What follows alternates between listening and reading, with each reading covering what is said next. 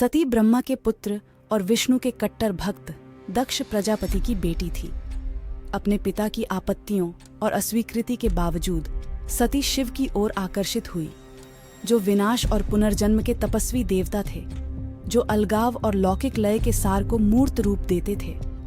शिव के प्रति उनकी भक्ति गहरी थी, जो सांसारिक जीवन की सतहिताओं से परे थी।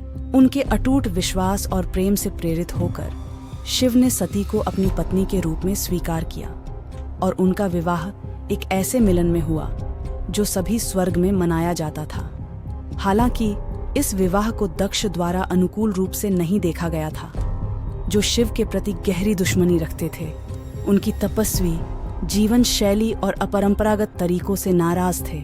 शिव के प्रति दक्ष की घृणा चरम पर पहुंच गई जब उन्होंने एक भव्य यज्ञ, अग्नि यज्ञ का आयोजन किया और जानबूझकर शिव और सती को आमंत्रितों की सूची से बाहर कर दिया। सती भव्य यज्ञ के बारे में जानकर और जानबूझकर बहिष्कार से बहुत आहत होकर शिव की चेतावनियों के बावजूद तनावपूर्ण संबंधों को ठीक करने की उम्मीद में कार्यक्रम में भाग लेने का फैसला किया।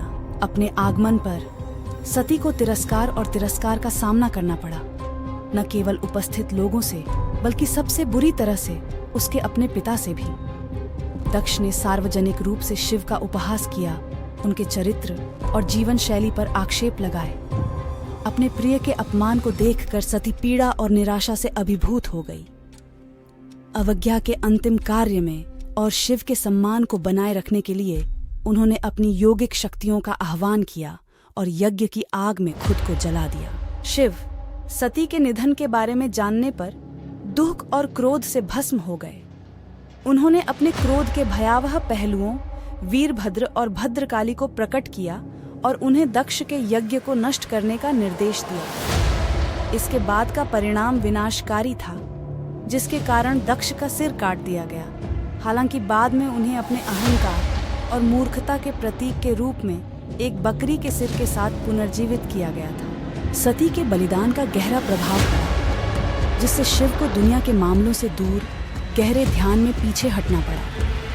हालांकि सती और शिव की कहानी त्रासदी में समाप्त नहीं होती है। सती का पुनर्जन्म पर्वत देवता हिमवन की बेटी पार्वती के रूप में हुआ था और अपनी तपस्या और भक्ति के माध्यम से उन्होंने एक बार फिर शिव का दिल जीत लिया, जिससे उनका पुनर्मिलन हुआ। प्रतीकात्मक अर्थ में समृद्ध यह कहानी भक्ति की गहराई और रूप और समय की सीमाओं को पार करने की प्रेम की शक्ति की बात करती है।